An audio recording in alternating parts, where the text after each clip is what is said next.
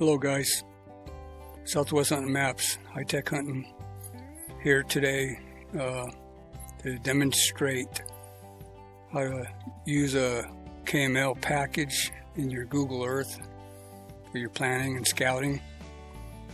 Basically it's pretty easy. You're going to download the package, and the package typically ends up in your download folder. It's a zipped folder full of about 5 or 6 different layers. You're going to want to extract it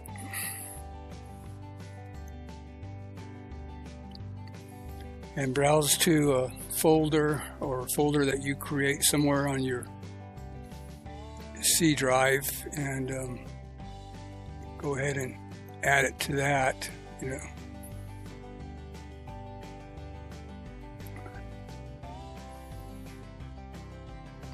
I've already got it, so I don't want to duplicate it, but then what you're going to do is go ahead and navigate to where you saved it.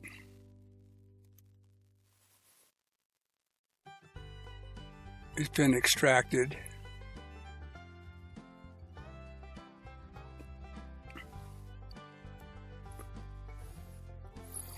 And what you're going to do is you're going to either right click and open with Google Earth, or double click on it. Either way, it will open your Google Earth that you have already got installed. If not, you'll have to put Google Earth on your computer before you do this. So I'm going to go ahead and double click it.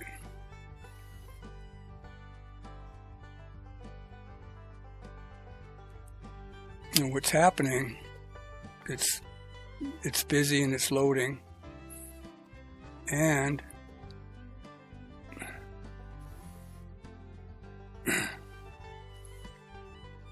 it went ahead and went to the Gila National Forest in New Mexico. This is the package that I've prepared for this demonstration. Where it ends up is under your temporary places in your table of contents on your Google Earth. And what you can do is go ahead and right click, save to my places, and it brings it up to your places, so that way it will be there in the future. Now what we're going to do is we're just going to go ahead and hit this drop down arrow, and this drop down arrow is going to identify the various layers that I've included in this package. Some of the different layers, like what's been clicked and automatically opened up, was the Gila National Forest. And double click on that and kind of get a centered view of it.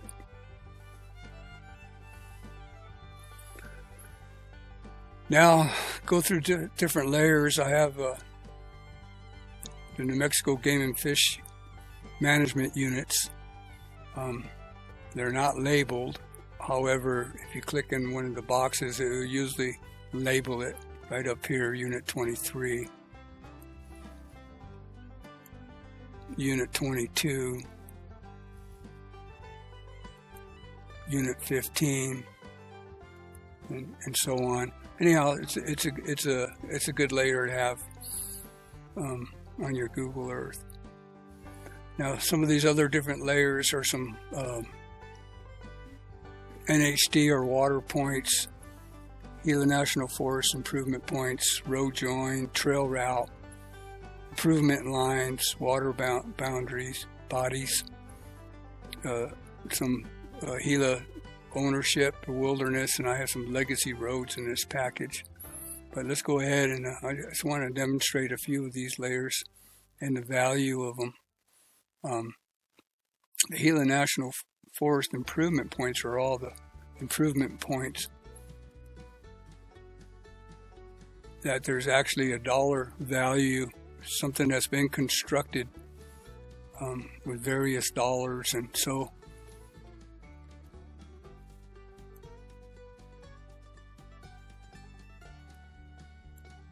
there are typically improvements of some type. masonry, dams, the water headers, spring developments, and such. And so they're really a cool layer to have to identify a possible water improvement.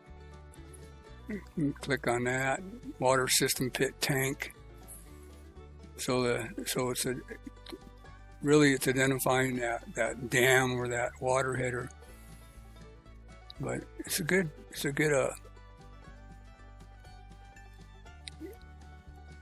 data source. And these ones do come up labeled.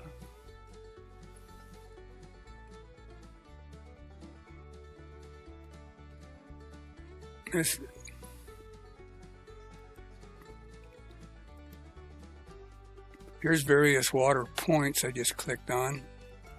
Mostly springs. You get these off your topo maps, of course, but it's sure handy to have on your Google Earth. And much of this is Google Earth does populate a lot of this. I don't have these on right now, but places, roads.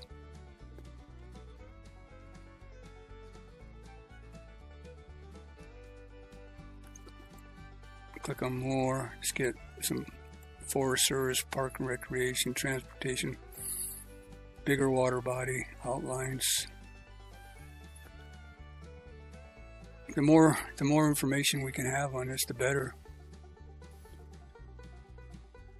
Another interesting layer is this improvement line layer. This is going to be all your constructed feature lines, much of them fences. Let's go into some remote country. This designates natural barrier. You can click on it, natural barrier. But it's an outline of a pasture or a fence or a ranch. Grazing allotment. Here's a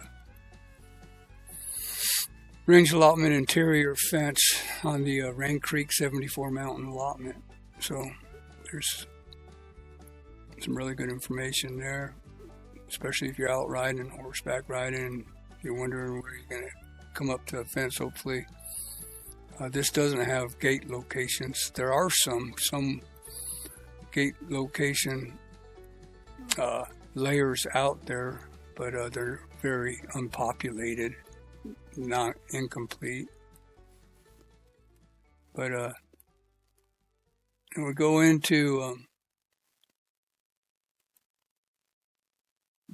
water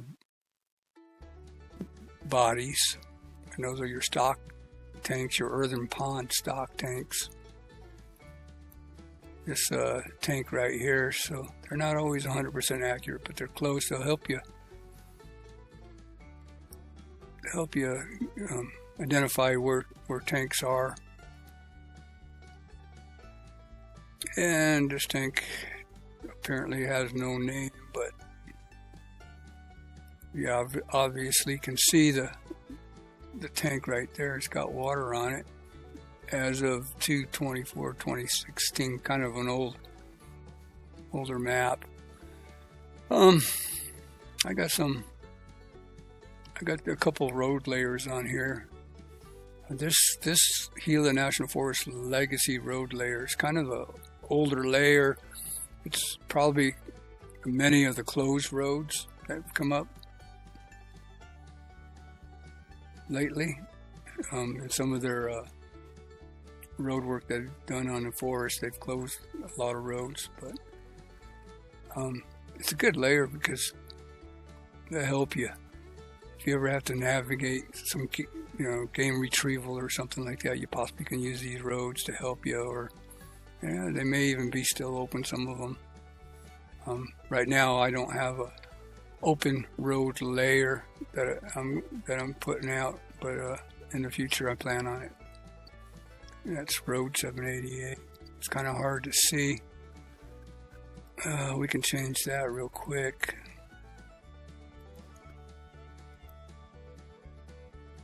Make it a lighter color.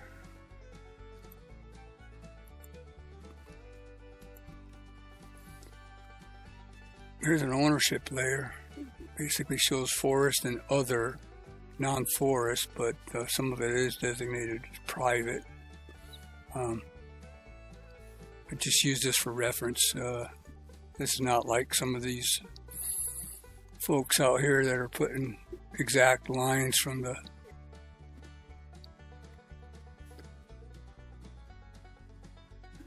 the county websites and such. I'm not trying to demonstrate that by no means. So, just again, I would say use it for reference. So this map's getting pretty busy, and one of the things is you can get crashes, and I have. So what I'm going to do is I'm going to kind of minimize some of the stuff that's going on in here. And just use it as you need it.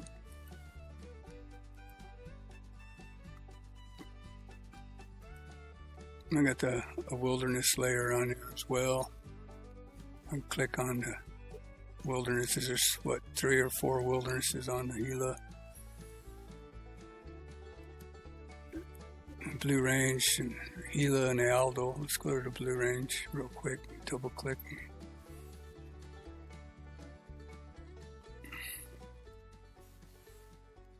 So here we are. Zooming into some of the Gila, some of the Blue Range.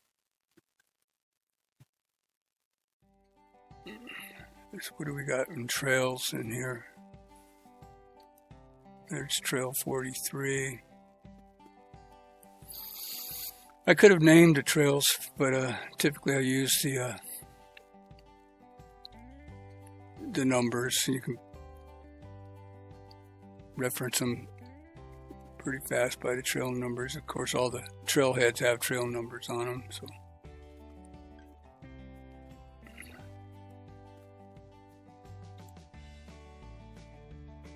but in a nutshell, that's some of the stuff that you can gain.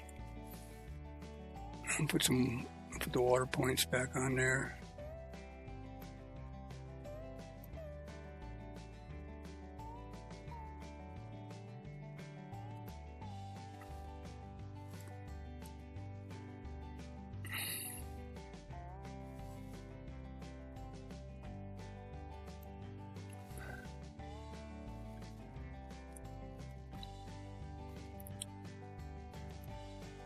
There's a piece of private there, a little piece of private there. Of course, that's private.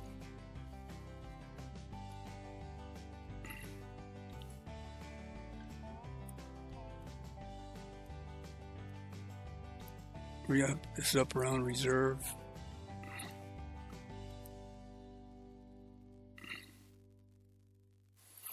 Anyhow, quick demonstration on how to use some of these KMLs and these packages I'm putting together. I'll have these available on my website, southwesthuntingmaps.com, and then I have a little map store, and I'll add some of these. Probably gonna, I put a little time in creating this package, and so I'm going to try to get a couple bucks, $2 or $3 per KML, and then I'm going to go ahead and build some for all the forests, especially the popular forest to hunt, Apache Sick Graves, the Lincoln, and get them uploaded on my site soon. So anyhow, thank you, and you can get a chance, get over to my website. Again, it's southwesthuntingmaps.com. And take a look around. Let me know what you think. Leave me some comments and go from there. Thank you all.